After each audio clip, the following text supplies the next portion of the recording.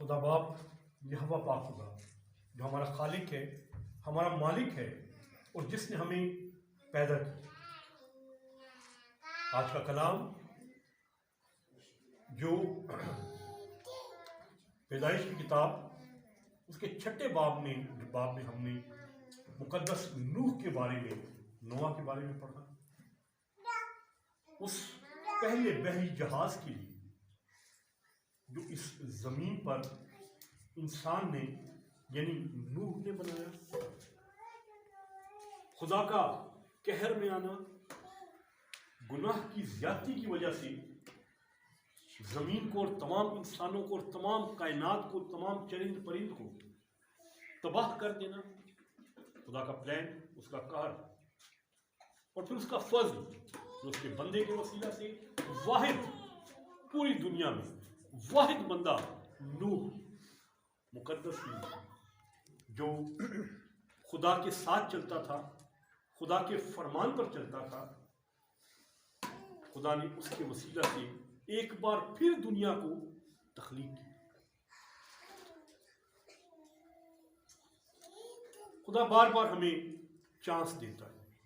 खुदा हमारी तबाही नहीं चाहता, खुदा हमारी बर्बादी नहीं चाहता, हमारी हलाकत नहीं चाहता।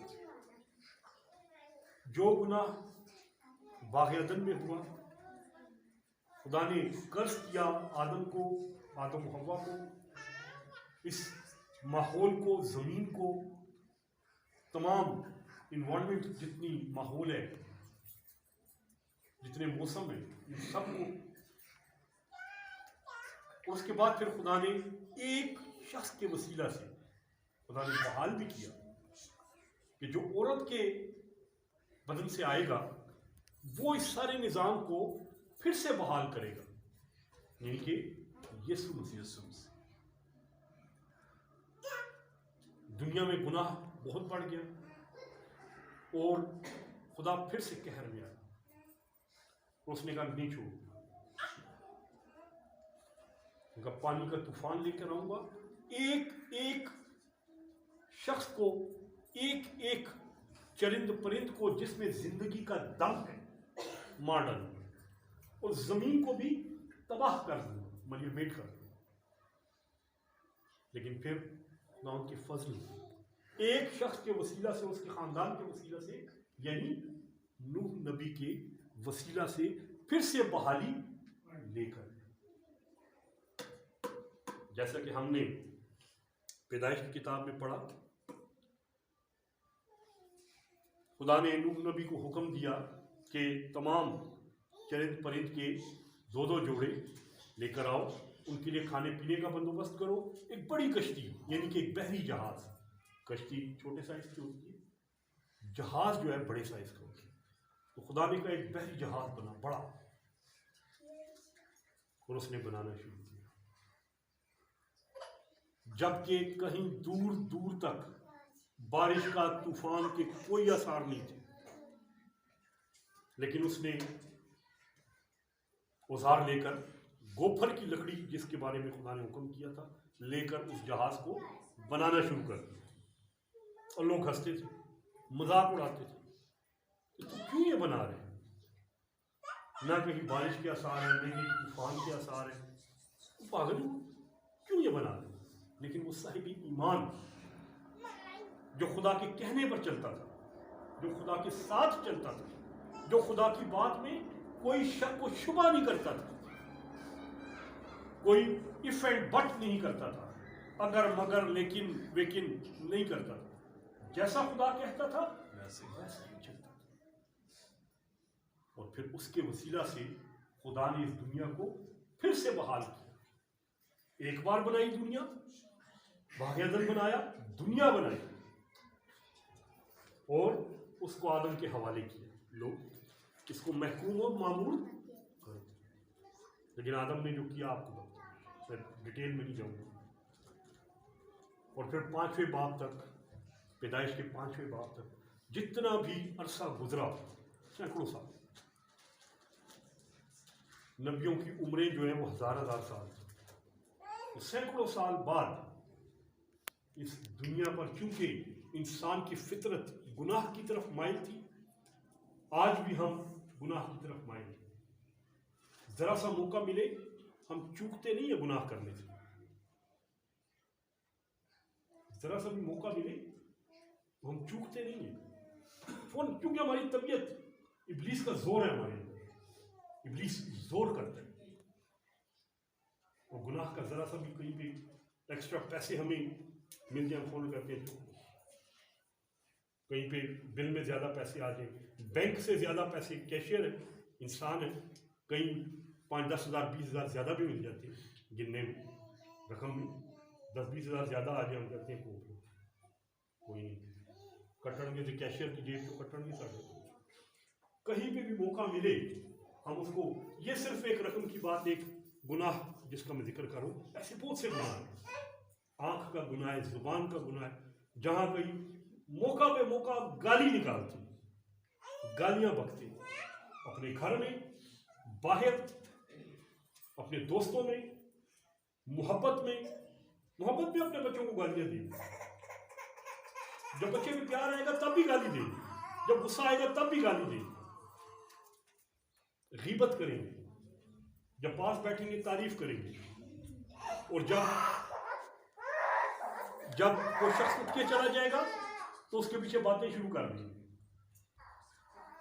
गीबत करेंगे, झूठ बोलेंगे। झूठ जो हमें छोटा सा गुनाह लगता है, लेकिन ये छोटा गुनाह नहीं है, बहुत बड़ा गुनाह है।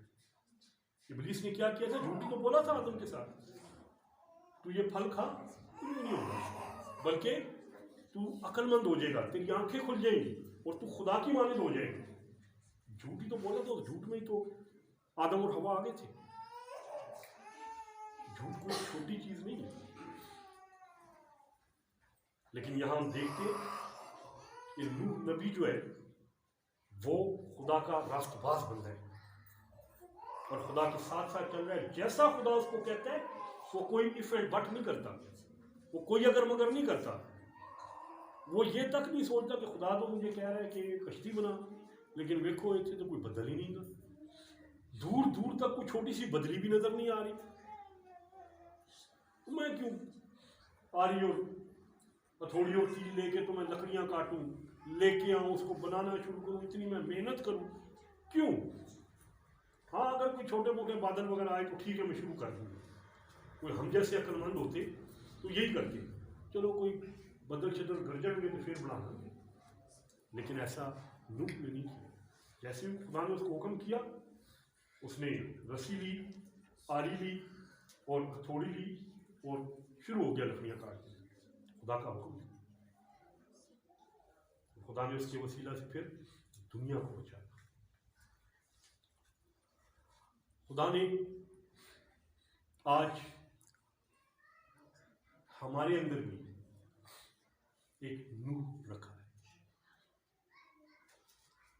एक नूह हम भी है, हमारे अंदर भी एक नूह रखा है। हमारे वसीला भी खुदा दुनिया को दोबारा से बहाल करना चाहता है। जैसे नूह के वसीला से खुदा ने दुनिया को दोबारा बहाल किया, दोबारा बनाया, फिर से दुनिया बनाई, इसी तरह से यीशु मसीह के वसीला भी उसने फिर से दुनिया बनाई। और यीशु मसीह ने अपनी कुर्बानी देकर, अपनी जान देकर इस दुनिया को गुनाह से आज़ाद किया, इब्लीस से आज़ाद किया, कब्र से आज़ाद किया और मौत से आज़ाद किया। यीशु मसीह मसलूब हुए, उन्होंने कोड़े खाए, उन्होंने थप्पड़ खाए, उन्होंने मुक्के खाए, वो लहूलुहान हुए और फिर सलीब पर उन्होंने जान दी, जमीन में चले गए और इब्लीस से लड़कर, याद रखें वो 3 दिन इब्लीस के हेडक्वार्टर में रहे थे। जो इब्लीस का हेडक्वार्टर है पाताल, पाताल इस जमीन के नीचे इब्लीसी कुव्वतों का गढ़, इब्लीस का हेडक्वार्टर, खुदा यीशु मसीह वहां पे गए। एक छोटा सा ट्रेलर जब इब्लीस ने यीशु मसीह को आजमाया, वो एक छोटा सा ट्रेलर था, एक छोटा सा ट्रेलर जो खुदा यीशु मसीह और इब्लीस के दरमियान मुकालमा हुआ, जंग हुई, रूहानी जंग, वो एक छोटा सा ट्रेलर था। और खुदा यीशु मसीह वहां भी गालिब आए। अगर तू फरमा तुम्हें पत्थर भी रोटियां बन गए। 40 दिन का भूखा यीशु, प्यासा यीशु, और इंसान की फितरत रोटी मांगती है ना। इंसान को जिंदा रहने के लिए रोटी और पानी की जरूरत है। तो 40 दिन बाद जब यीशु को भूख लगी, इब्लीस आ गया। भूखा है, कमजोरी की हालत में, घेर लो। तो खुदा का बेटा है, फरमा तो पत्थर भी रोटियां बन जाए। इसमें अवान में रोटियां कहां, लेकिन अगर तू फरमा तो पत्थर भी रोटियां बन जाए। यीशु मसीह ने क्या जवाब दिया? लिखा है, कहां लिखा है? कलाम लिखा है, पुराना ऐहदनामा। यीशु मसीह ने कोट किया, लिखा है कि इंसान सिर्फ रोटी ही से जीता बल्कि हर उस बात से जो खुदा के मुंह से निकलती है। फिर इब्लीस ने क्या कहा? अगर तू ऊपर हैकल के कमरे के लिए, अगर तू अपने कहीं नीचे गिरा दे, तो लिखा है कि वो तुझे अपने हाथों से उठा लेंगे, ताकि ऐसा ना हो कि तेरे पांव को पत्थर से। खुदा यीशु मसीह फिर गालिब आए। ये भी तो लिखा है कि तू खुदावंद अपने खुदा की आजमाइश न कर। जब वक्त आएगा तो फिर खुद ही सब कुछ हो जाएगा। मुझे कहने की भी जरूरत नहीं पड़ेगी, मुझे जुबान हिलाने की, लब हिलाने की जरूरत नहीं पड़ेगी। मेरा खुदा जिंदा खुदा है, ऑटोमेटिकली मेरे लिए मौजज़ा सादिर हो जाएगा। वो जब देखेगा कि मुझे जरूरत है तो ऑटोमेटिकली मौजज़ा हो जाएगा मुझसे। नो नीड टू से, मुझे कहने की भी जरूरत नहीं पड़ेगी। और फिर तीसरी आजमाइश जो आजकल हम में से हर एक चाहता है, दौलत, पैसा, शान शौकत, हशमत। इब्लीस ने कहा, इस दुनिया में दौलत, हशमत, सारे इख्तियार ये मैं तुझे देने को तैयार हूं, ले ले, मेरे पास है, मैं तुझे दे देता हूं अगर तू मुझे झुककर। वहां भी खुदा यीशु मसीह गालिब आए। क्या जवाब दिया खुदा यीशु मसीह ने? खुदावंद अपने खुदा के सिवा किसी को सजदा ना कर। और इब्लीस भाग गया। फरिश्ते आकर यीशु की वो एक छोटा सा ट्रेलर था, खुदा के बेटे और इब्लीस के दरमियान छोटी सी जंग। लेकिन जो बड़ी जंग हुई, जो घमसान का रंग पड़ा, बड़ी जंग सलीब पर, और फिर उसके बाद पाताल का हेडक्वार्टर, इब्लीस का हेडक्वार्टर, जहां चारों तरफ इब्लीस के फौजी थे, उसके कर्नल, जनरल, ब्रिगेडियर, सिपाही, प्यादे, घोड़सवार, हर किस्म के उसकी फौज के हर कारे मौजूद थे। लेकिन यीशु वहां भी गालिब आया और आलम अरवाह की उन कुंजियों को हासिल किया, उस मोहर को तोड़ा जो इब्लीस ने जिंदगी को जीतकर मौत हम पर तारी कर दी थी। याद रखें, अब तो हम दावा करते हैं कि हम मसीह में सोते हैं, मरते नहीं हैं, हम फना नहीं होते, हम बुका के बेटे, हम हमेशा की जिंदगी के वारिस हैं। लेकिन जब तक यीशु ने फतह नहीं पाई, तब तक जिंदगी के वारिस नहीं थे। तब तक मौत पर भी, जिंदगी पर तो इब्लीस का कब्जा था ही, मौत पर भी इब्लीस का कब्जा था, मोहर लगी हुई थी। इब्लीस का दावा था, और बंदे को मार के उसकी रूह कब्ज करके वो अपने साथ पाताल में ले जाता था। रूह निकाली, जमा कर दी, रूह निकाली, जमा कर दी, रूह निकाली, पाताल में ले गया। अब तो कहते हैं, ख्वाजा मीर दर्द का शेर है, अब तो घबरा के कहते हैं कि मर जाएंगे, मर के भी चैन ना पाया तो किधर जाएंगे। जिंदगी की मुसीबतों से जिंदगी की तकलीफों से, बीमारियों से, कर्जों से, धुतकारियों से, ठोकरों से, भूख से, नंग से, जब तक हम जिंदा हैं ये चीजें हमारे साथ हैं। तो शायर कहता है कि अब तो घबरा के कहते हैं, इन सब मुसीबतों से घबरा के कहते हैं कि मर जाएंगे, जब मर जाएंगे तो जान छूट जाएगी। जब तक इस जमीन पर, इस जिस्म में है तो हम इन सब मुसीबतों का शिकार है, लेकिन जब मर जाएंगे जान छूट जाएगी। लेकिन याद रखिए ऐसा नहीं है, ये सहूलत सिर्फ मसीहों को है, सिर्फ मसीहों का, यीशु का नाम लेने वालों को, यीशु के बदन को, यीशु के लहू को खाने और पीने वालों को, और किसी को नहीं है। कोई भी दावा नहीं कर सकता, सब फना के बेटे हैं। लेकिन जो मसीह पे ईमान लाता है वो बुका का बेटा है, वो हमेशा की जिंदगी का वारिस है। ये हम कह सकते हैं, कोई दूसरा नहीं कह सकता।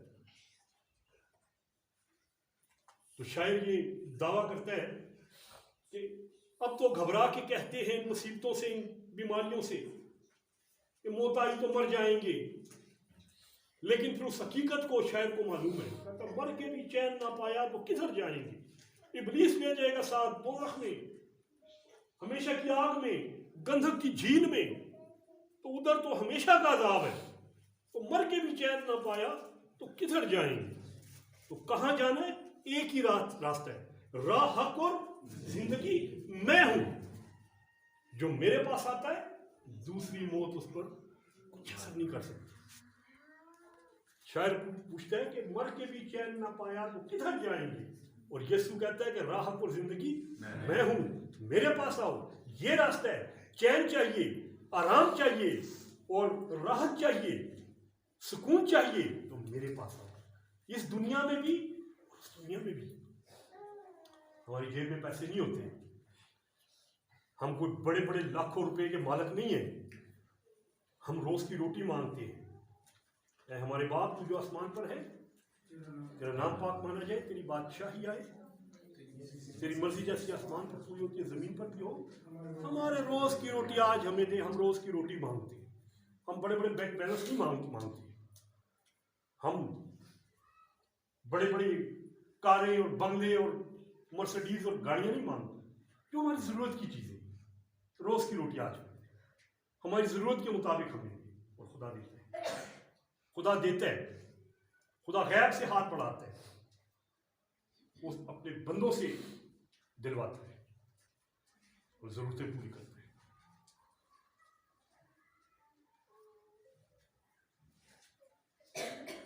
तो जो बहुत बड़ी जंग सलीब पर और पाताल में 3 दिन यीशु लड़ता रहा, 3 दिन इब्लीस की फौजों से, और आखिर उसने फतह पाई और गालिब आया, और फिर दावा किया, ऐ मौत तेरा डंक कहां गया। यीशु मसीह ने फरमाया, मैं जाता हूं ताकि तुम्हारे लिए जगह तैयार करूं। मेरे बाप के यहां बहुत से मकान हैं और मैं तुम्हें लेने आऊंगा। कोई फरिश्ता लेने नहीं आएगा, हमें यीशु लेने आएगा। कहता मैं तुम्हें लेने आऊंगा, और जहां मैं हूं वहां तुम भी होगे। हमारे लिए कोई मौत का फरिश्ता नहीं आएगा, हमारे लिए हमारे यीशु आएगा। जिस वक्त मुकद्दस स्टीफनस को शहीद किया जा रहा था, जब उसको पत्थर बरसाए जा रहे थे, उसने देखा कि मैं आसमान को खुला हुआ और यीशु को बाजू फैलाए देखता हूँ, वेलकम कर रहे हैं। तो यीशु अपने लोगों को लेने आएगा, लेकिन शर्त यह है कि हम लोग यीशु के हों। ये ना हो कि जुबान से तो यीशु यीशु कर रहे हो, अंदरों कम सारे इब्लीस दे हो, मुंह में राम राम और बगल में छुरी। ऊपर से तो हम बड़ी क्रॉस डाल के फिर रहे हो, इब्लीस की तरफ माइल। उस वक्त खुदा यीशु मसीह ने कफारा नहीं दिया था, जब नूह था, जब अब्राहम था, जब मूसा था, जब ये अंबिया थे, उस वक्त तक खुदा यीशु मसीह ने कफारा नहीं दिया था। लेकिन फिर भी वो अहले ईमान थे, एक ईमान के साथ वो चलते थे, एक ईमान के साथ। जो खुदा कह देता था उनके लिए हर्फ आखिर होता था, उनके लिए पत्थर की लकीर होता था। अब्राहम से कहा बेटा दे दे, इकलौता बेटा, बेटा दे दे। चल पड़ो, ठीक, छुरी लेके और लकड़ियां लेके मसबे के लिए चल पड़ो, कुर्बानी की। बेटे ने पूछा लकड़ियां भी है, छुरी भी है, रस्सी भी है, बर्रा कहाँ है, मेंढा कहाँ है? तो मेंढा तू ही है, तुझे ही ज़बह करना है, तेरी कुर्बानी चढ़ानी है। बेटे ने भी कहा मैं हाजिर, जैसा मेरा बाप कहता है मैं हाजिर हूं। नूह से कहा कश्ती तैयार कर, नूह ने दूसरी बात नहीं की। क्यों करा? कदों तूफान आएगा, टाइम दसो, महीना दसो। उसने कोई ऐसी बात नहीं की। उसने आरी ली, हथौड़ी ली, रस्सी ली, कील लिए, शुरू। मूसा से कहा जाओ फिरौन के आगे खड़ा हो जाओ, मेरी कौम को छुड़ा। मूसा ने दूसरी बात नहीं की, मूसा किया और चल पड़ा। एक चरवाहा जो जंगल में भेड़ बकरियां चराता है, वो जाके फिरौन के आगे खड़ा हो। अहले ईमान खुदा के आगे इफ एंड बट नहीं करते। जो खुदा कह देता है उस पर ईमान रख के, उस पर तकिया करके चल पड़ती है। खुदा खुद ही फिर किराया भी देगा, तो सहूलता भी देगा, तो सब कुछ करेगा। आज हम में मुकद्दस नूह है, हम में मुकद्दस अब्राहम है, हम में मुकद्दस मूसा है, यीशु की सूरत, यीशु की सूरत। लेकिन क्या हम अपने अंदर वो एक्सेप्टेंस, खुदा का ईमान रखते हैं कि खुदा हमें कोई हुक्म करे और हम दूसरी बात ना करें, हम बस खुदा के कहने पे चल पड़े? क्या हम अपने अंदर ये ईमान रखते हैं? अगर रखते हैं तो हम नूह के साथ, मुकद्दस अब्राहम के साथ, मुकद्दस मूसा के साथ यूं करके खड़े, कंधे से कंधा मिला के खड़े।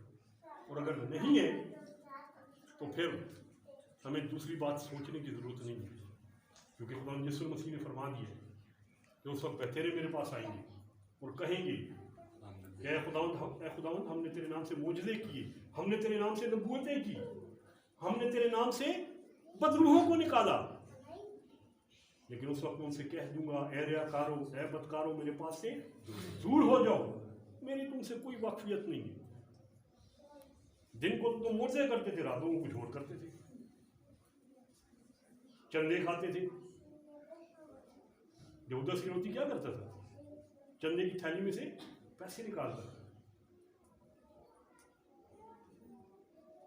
उस वक्त तो तुम अपनी ड्यूटी पूरी नहीं करते थे, जो काम तुम्हें सौंपा गया वो नहीं करते थे। उस वक्त तो तुम गालियां बकते थे, उस वक्त तो तुम झूठ बोलते थे। चलना है तो पूरे पूरे चलो, मसीह में पूरे पूरे दाखिल हो जाओ, मसीह को पहन लो, मसीह को ओढ़ लो। खुदा का कलाम फरमाता है मुझे नीम गरम या नीम सर्द पसंद नहीं है। या मुकम्मल गरम हो जाओ या मुकम्मल ठंडे हो, इंतहा को छू लो या पीक पे चले जाओ, एंड पे, एंड को हाथ लगा के आओ, तब खुदा मिले। यीशु ने भी एंड कर दिया था, जान देने तक वफादार रह तो मैं तुझे जिंदगी का ताज दूंगा। और यीशु ने जान दे दी अपने बाप के कहने पे, मैं इसे अपनी मर्जी से तेरे हवाले करता हूं, मुझसे कोई छीनता नहीं है इसको, मेरी जिंदगी को मैं अपनी मर्जी से तुझे दे रहा हूं। आज तारीखी इख्तियार है यीशु मसीह के पास। आज खुदावंद हमसे भी फरमाता है ले लो, सब कुछ तुम्हारा है, लेकिन कुछ तरीके, सिंपल से तरीके, अपने पूरे दिल, पूरी ताकत, पूरी जान, पूरी अकल से खुदा से मोहब्बत रख और अपनी माने अपने पड़ोसी से मोहब्बत। सिंपल। खुदा मिलेगा इंसान के वसीला से, बीमारों की खिदमत, परदेशियों की खिदमत, भूखों को खाना खिलाए, नंगों को कपड़े दे, मेरे पास 4 जोड़े हैं, एक अच्छा जोड़ा उठा के मैं किसी गरीब की हेल्प कर, क्रिसमस पे, ईस्टर पे, ईद पे, त्यौहार पे, बगैर किसी मजहब को देखे हुए कि ये किस मजहब के है। जिसको जरूरत है उसको दो, देना लेने से असली गिरगिट नहीं पाते। सबसे छोटा नोट देखते हैं, 10 रुपए का। बाहर जाएंगे, बेटा कहेगा आइसक्रीम खाड़ी, कितने दिए? 550 दे डब्बा। लेकिन गिरजे में आएंगे 10 रुपए रख के डालेंगे, सारे नोटों को छान के 10 रुपए का नोट निकालेंगे और चंदे में डालेंगे। मैं गिनता हूँ, चंदा देखता हूँ, 10 के बहुत से नोट होते हैं। कई 100 का नोट कोई नजर आ जाए तो 500 का तो नहीं होता। बैग किस चर्च में नहीं दी जाती, टाइट। ये तरीके हैं। चर्च को आपके पैसे की जरूरत नहीं है, ना खुदा को जरूरत है। अभी यहां से मैं एक आवाज करूंगा कि मुझे चर्च के लिए फलानी चीज चाहिए, एक ही बंदा उठेगा तो कितने दिए जी, तो कहूंगा 10,000 दे, तो मैं दूंगा। कितने दिए? 5,000 दोगे, तो मैं दूंगा। उस 5,000 के लिए मुझे 10-10 इकट्ठे करने की जरूरत नहीं है। एक ही बंदा दे देगा, खुदा का बंदा एक ही दे देगा। और साथ में कहेगा कि नाम ना लेना, मैं पैसे ऐलान ना करना कि फलाने के साथ में साथ बस मेरे बल में। खुदा को आपके 10-10, 20-20, 50-50 की जरूरत नहीं है, लेकिन ये आपके लिए रास्ता है। खुदा ने रास्ता बनाया आपके लिए कि मुझ तक मेरी खुशनुदी, मेरी बरकत किस तरह हासिल करोगे। ये तरीका है। एक बार मुझे आजमा के देखो, 2 दया की, 2 हदिया जात, एक बार दे के देखिए, दिल खोल के देखिए फिर खुदा कितनी बरकत डालता है। ये जिस्म खुदा ने रास्ता बनाया, इस जिस्म को हम संभाल के रखते हैं। जरा सा आग का सेक लगे, हम फौरन हाथ खींचते, ठंड लगे हम फौरन कपड़े पहनती है, ऊन वाले कपड़े, गर्म कपड़े, अच्छे से अच्छा कपड़ा पहनते हैं। ठंड से, सर्दी से, गर्मी से, हर चीज़ से इसको बचाते हैं। लेकिन यही जिस्म है जिसके वसीला से हम खुदा को पा सकते हैं। इस जिस्म को यीशु के जलाल के लिए इस्तेमाल करके, इब्लीस के लिए नहीं, यीशु के जलाल के लिए इस जिस्म को इस्तेमाल करके, इस हड मांस के जिस्म को, इसके वसीले हम खुदा को पा सकते हैं।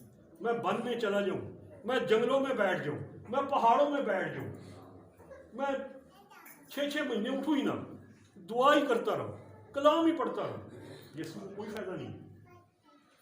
मुझे तेरी रियासतें, तेरी ये बातें नहीं चाहिए। तेरी निजात मैंने अपनी जान दे के मैंने फ्री में तुझे दे दिए, तो फिर क्यों तू वन में और जंगलों में बैठ के तो अपना टाइम जाया कर रहे? जा, लोगों में जा, उनकी खिदमत कर। मैं तो लोगों में रहता हूं।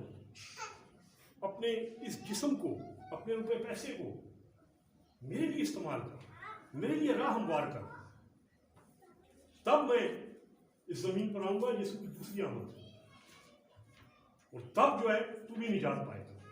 और हमारे मेरे साथ तख्त पर बैठकर तू फरिश्तों का इंसाफ करेगा, तू लोगों का इंसाफ करेगा, मेरे साथ तख्त पे बैठ के करेगा।